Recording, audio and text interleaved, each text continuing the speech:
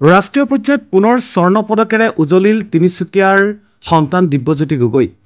জিলাখনৰ লগতে ৰাজ্যবাসীলৈ কঢ়িয়াই আনিলে গৌৰৱ। প্ৰতি বছৰে দেশৰ ৰাজধানী দিল্লীত অনুষ্ঠিত হোৱা গণৰাজ্য দিৱসৰ দিনা বিভিন্ন ৰাজ্যৰ জাতি জনগোষ্ঠীৰ লোকৰ স্বকীয়তা আৰু বৈশিষ্ট্য সম্বলিত লোকাচাৰ আৰু নৃত্য পৰিৱেশন তথা প্ৰদৰ্শন কৰা হয়। এই বছৰো ৰাজ্যখনৰ বিভিন্ন প্ৰান্তৰ 19গৰাকীকৈ শিল্পীয়ে মৈত্ৰী হাজৰিকাৰ নেতৃত্বত নতুন দিল্লীত গৈ উপস্থিত হয়। দেশৰ ৰাষ্ট্ৰপতি আৰু প্ৰধানমন্ত্ৰীৰ উপস্থিতিত বিভিন্ন ৰাজ্যৰ পৰা অহা সাংস্কৃতিক দলসমূহৰ ভিতৰত অসমক প্ৰতিনিধিত্ব কৰি যোৱা দলটিয়ে যথেষ্ট সমাদৰ লাভ কৰে। দলটিৰ দলপতি প্ৰিয়া পাঠকৰ সুন্দৰ পৰিচালনাৰে পেৰেড আৰু সাংস্কৃতিক অনুষ্ঠানত অংশগ্ৰহণ কৰি সৰ্বোচ্চ প্ৰশংসাৰে স্বৰ্ণ পদক লাভ কৰি সমগ্ৰ ৰাজ্যলৈ সুখৰ বাৰ্তা কঢ়িয়াই আনিবলৈ সক্ষম হয়। অসম গৌৰৱভুক্ত দলটিৰ 19জনীয়া সদস্যসকলৰ ভিতৰত তিনিচুকীয়াৰ পৰা বাছনিযোগে নিজৰ নাম অন্তৰ্ভুক্ত কৰি ৰাষ্ট্ৰীয় পৰ্যায়ত স্বৰ্ণ পদক লাভ কৰিবলৈ সক্ষম হয় গেলাপুখুৰী গাঁৱৰ পিতৃ সঞ্জয় গগৈ আৰু মাতৃ লীনা গগৈৰ সুসন্তান দিব্যজ্যোতি গগৈয়ে। তাৰোপৰি গণৰাজ্য দিৱসৰ পাছদিনা দেশৰ ভিতৰতে আয়োজিত কৰা NCCৰ বিশেষ পেৰেড অনুষ্ঠানত দেশৰ প্ৰধানমন্ত্ৰীৰ আগত অসমৰ দলটিক প্ৰতিনিধিত্ব কৰি দিব্যজ্যোতি গগৈয়ে শ্ৰেষ্ঠ খিতাপ অৰ্জন কৰাৰ লগতে ৰাজ্যবাসীলৈ গৌৰৱ কঢ়িয়াই আনিবলৈ সক্ষম হয়।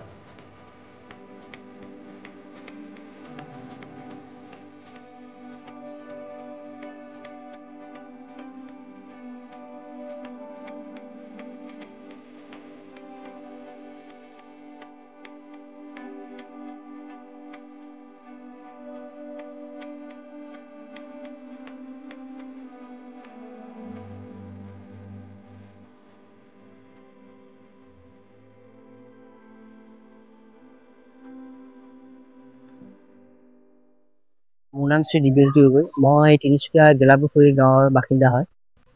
2025 বৰ্ষৰ 26 জানুৱাৰী গণতন্ত্ৰ দিৱসত দিল্লীত হোৱা পেৰেডত মই চিলেকশ্যন হৈছিলোঁ। বৰ্তমান মোৰ বিভাগটো হৈছে কালচাৰেল। মই কালচাৰেলত চিলেকশ্যন হৈছিলোঁ।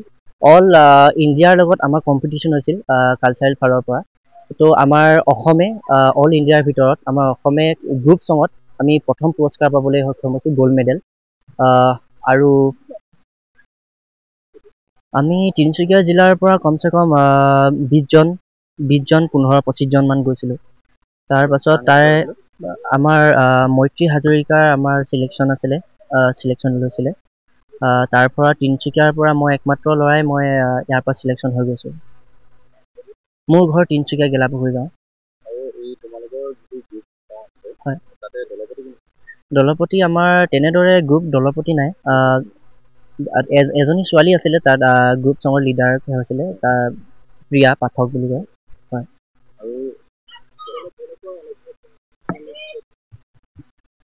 ভালেই লাগিছে। ইমান কষ্ট কৰিলোঁ গ্ৰুপ ছঙৰ। বহুত কষ্ট শিকোৱালে আমাক শ্ৰুতি মেমে।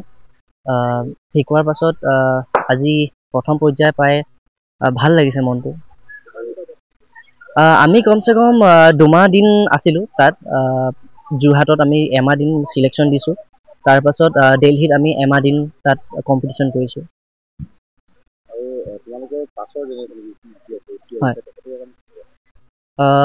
NCC এটা ভাল প্লেটফৰ্ম হয়। তাত বহুতো NCC এটা ভাল প্লেটফৰ্ম হয়। NCC ফালৰ পৰা বহুতো সহায় পোৱা যায়। এতিয়া মই যোনটো RDC কৰি আহিলোঁ, তাৰ চাৰ্টিফিকেটখনে বহুতো সহায় কৰে। এতিয়া আমাৰ NCC ফালৰ পৰা B আৰু C চাৰ্টিফিকেট থাকে। এইখন চাৰ্টিফিকেটে B আৰু C চাৰ্টিফিকেট মানে তাত পাবলৈ নাম্বাৰ পাবলৈ সহায় কৰে। সেয়ে মই ক'ম মোৰ বন্ধু বান্ধৱী সকলো আজিকালি স্কুলে কলেজে NCC থাকে। তো সকলোকে ক'ম NCC জইন কৰিবলৈ। এটা ভাল হয়, ফিউচাৰৰ কাৰণে বহুত ভাল হয়।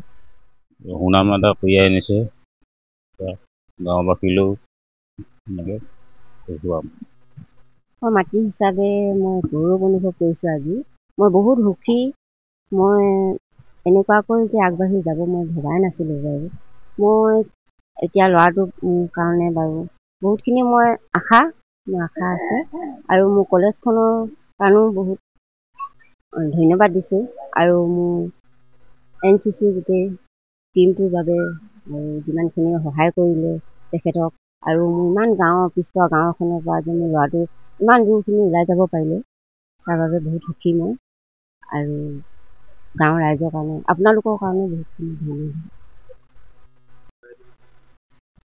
ভালে লাগিলে গৈ, বহুত ডাঙৰ এটা প্লেটফৰ্ম হয়। যাব পালোঁ, নাচিব পালোঁ যে বহুতেই ভাল লাগিছে। এনেকুৱা এটা প্লেটফৰ্মত মই আগতে মানে ভবা নাছিলোঁ যে যাবলৈ পাম বুলি কিনে।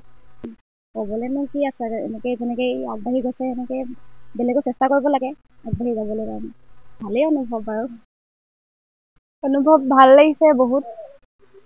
দাদা ইমান দূৰলৈ গৈ পেলাই যে ফাৰ্ষ্ট স্থানত মানে লাভ কৰিছে, প্ৰাইজ পাই সক্ষম হৈছে, ভাল লাগিছে বহুত। বোমা হয়। আজি তেওঁ ইমান অশেষ কষ্ট কৰি বহুত দিনৰ পৰা তেখেতে যুঁজা চলাই আছে এই পদক্ষেপ ল'বৰ কাৰণে। আৰু হয়, বহুত কষ্টৰে গৈছে। ল'ৰাটো ঘৰৰ অৱস্থা ইমান ভাল নহয়, তথাপিও আগবাঢ়ি গৈ আছে সকলোৱে সহায় সহযোগত নিজৰ প্ৰচেষ্টাত, আৰু ভাল লাগিছে এইখিনিয়ে। আৰু আগলৈও আগৰ প্ৰজন্মই, পিছৰ প্ৰজন্মই যাতে এনেকৈ পদক্ষেপ লয়, গাঁৱৰ সুনাম কঢ়িয়াই আনে, আমি তাকে কামনা কৰোঁ। কাৰণ কেলৈ আমাৰ গাঁৱত বিশেষকৈ ইমান জ্ঞাত মানুহ নাই। তেওঁৰ পিছৰ প্ৰজন্মক আগুৱাই নিয়ক বুলি আমি কামনা কৰিছোঁ, আৰু তেওঁ উজ্জ্বল ভৱিষ্যত কামনা কৰি আৰু ইমানে মোৰ ক'বলগীয়া।